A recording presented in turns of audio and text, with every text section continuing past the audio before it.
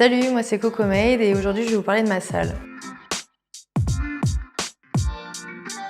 Du coup pour ma salle, j'ai décidé de parler de l'écoféminisme. J'ai été inspirée par un livre qui s'appelle Résister qui aborde ce sujet. Et dans l'écoféminisme, j'ai essayé de me concentrer sur les sujets de l'agriculture, de la santé et également de la protection de la nature.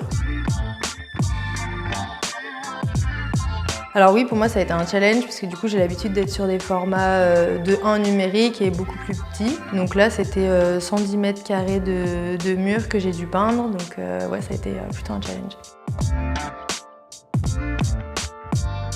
Ce que je retiens personnellement, j'ai été capable de faire une fresque, de mener à bien un projet de cette envergure. Et après, la chose qui m'a le plus marquée, c'était l'entraide entre les artistes et la bonne ambiance qu'on a eue tout du long de la résidence.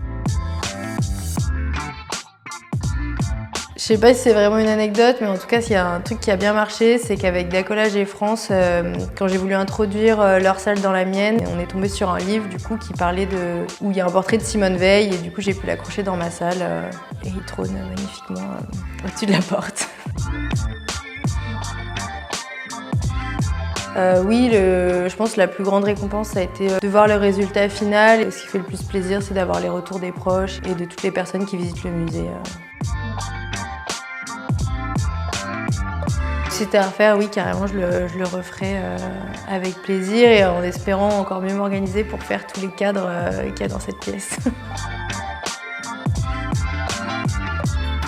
La première difficulté pour moi déjà, ça a été de mesurer un petit peu en termes de quantité de dessins, de peinture, ce qu'il fallait pour la salle. De base, je voulais préparer un maximum de dessins, mais au final, quand j'ai vu l'espace, on se l'approprie plus en étant dedans. Donc il y a beaucoup de choses qui se créent sur le moment.